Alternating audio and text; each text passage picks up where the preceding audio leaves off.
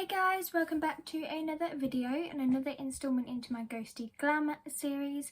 Firstly, I want to apologise for this video being late, but I have been sick recently. I have an ear infection at the moment, and you know, it's just been a pretty painful experience. So I do apologise about this video being late, but if you guys are new here, Ghosty Glam is where I sit down once a fortnight and I tell you the story of a haunted location whilst I do my makeup at the same time. This is inspired by Bailey Sarian, who has her own series called Murder, Mystery and Makeup Mondays. Go check her out. But today's video is on a place called Dunster Castle in the UK. We do have quite a few UK places coming up because I live in the UK. Of course, I'm going to research places where I live. So we are looking at Dunster Castle today. And yeah, all products that I use will be listed down below for you guys so you can pick them up. Also, don't forget to hit a thumbs up if you like this video, and also hit the subscribe button and hit the notification bell to get notified of when I upload. So yeah, let's get on with this video.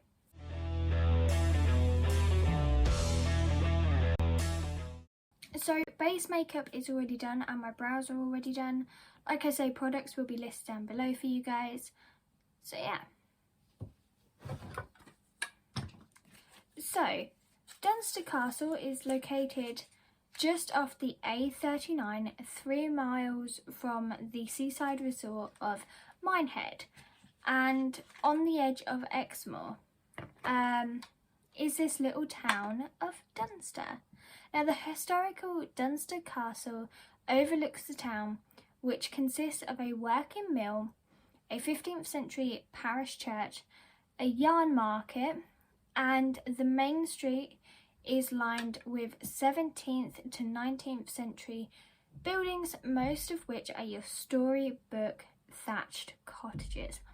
When I read about where this is located and the way it looks, it's like my dream place to live, basically. It sounded literally like somewhere I would love to live. So that's kind of what drew me into this story even more. I mean, I have a habit of building little thatched cottages in The Sims, so this is like an ideal place for me. But anyway. So following the Norman conquest, a Saxon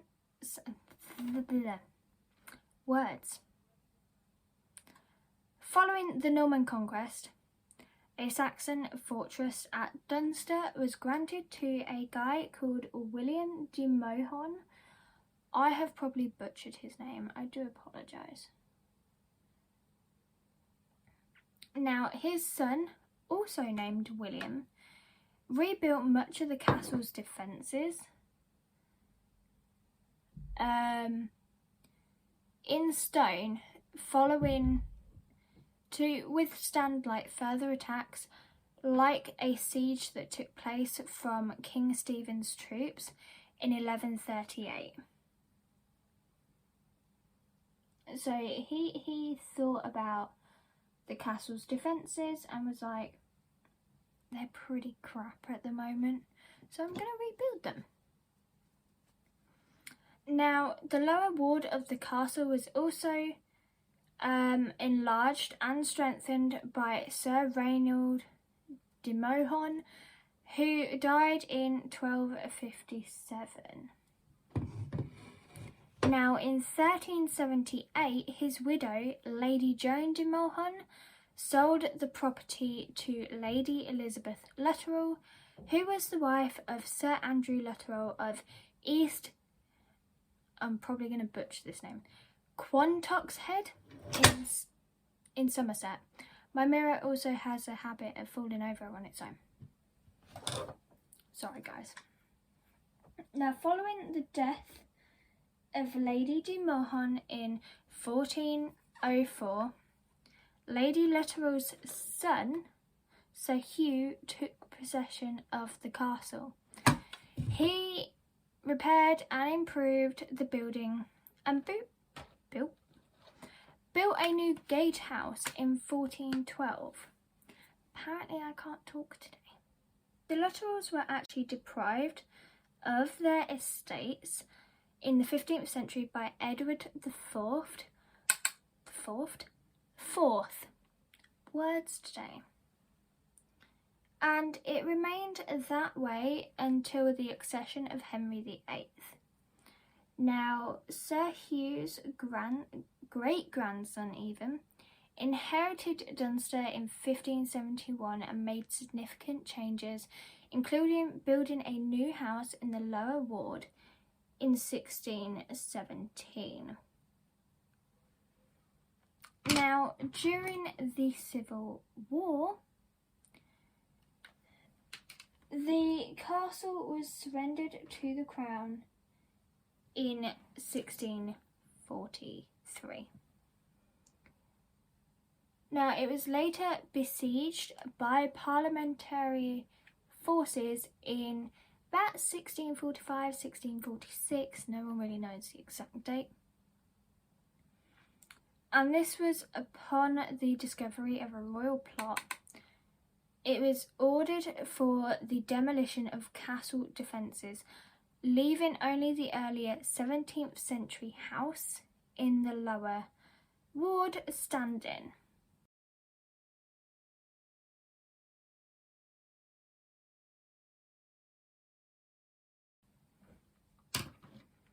So, in 1680, Dunster was inherited by Colonel Francis Lutterell and his wife, and after his death in 1690, the castle was inherited by many people in the Lutterell family, all of whom made significant changes to it.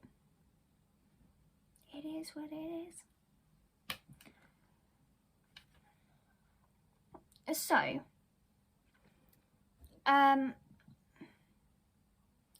in 1920, the castle was occupied by Jeffree Lutterell, who sold part of it to the Ashdale Property Company in 1944. This was then acquired by the Crown, who sold it back to Jeffree. Well, part of it back to Jeffree in 1954.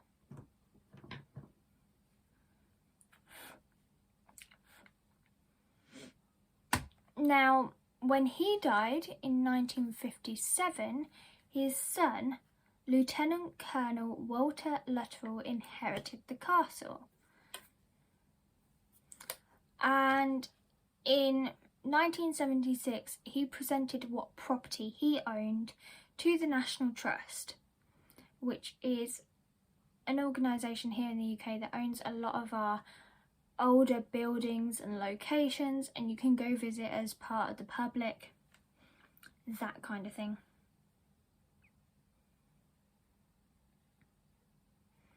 Now, as of 2002, the ownership of Dunster Castle was still divided between the National Trust and the Crown Commissioners. So part of it is still owned by the Crown and part of it is owned by the National Trust, basically. As regards to the ghosts that haunt Dunster Castle, there's a few. So, in the area of the 17th century stable block, which is now what is the National Trust shop, like gift shop, staff members claim to have seen a man dressed in green walking through the shop only to suddenly disappear.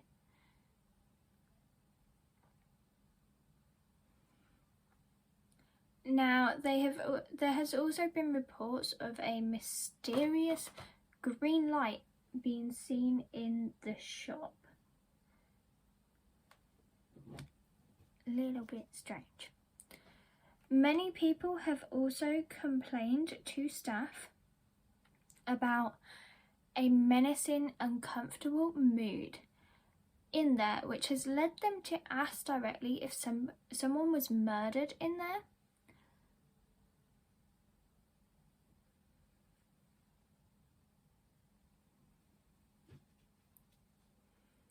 Now, in the stockroom as well, displays have fallen over on their own, and unopened boxes of stock have been found to have been ruined by this weird kind of sticky gunge, which is completely unexplainable.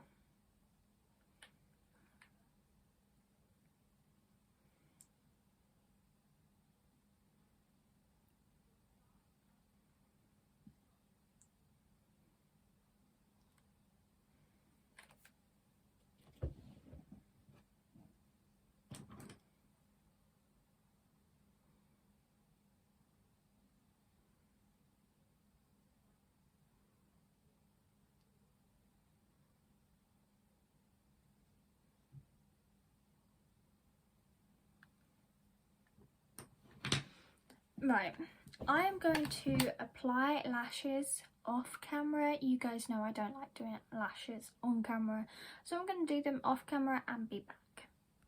So, I've just popped some lashes on. You guys already know that. So, elsewhere in the blue kitchen, a volunteer was shaken when a disembodied naked foot appeared in front of him, just out of nowhere.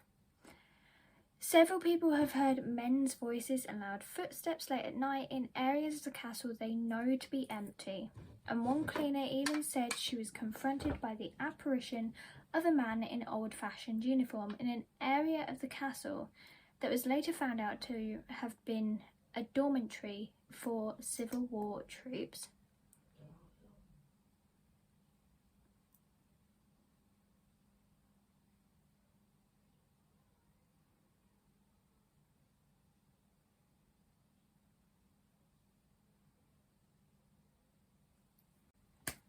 Now, perhaps the most unusual ghost story to come from Dunster concerns that of the remains of a 7-foot-tall prisoner that was found shackled by the wrists and the ankles, along with several other skeletons, in a deep dungeon under the gatehouse.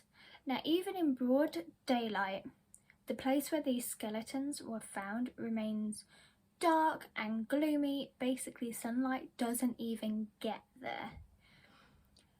Dogs also seem particularly troubled by some kind of sinister presence and refuse to climb the steps near to where these bodies were found. Now, dogs tend to have, well, animals in general tend to have a sixth sense when it comes to this. So this is a little bit weird how dogs won't go anywhere near this area of the castle. It seems very strange. But that is the story of Dunster Castle for you guys.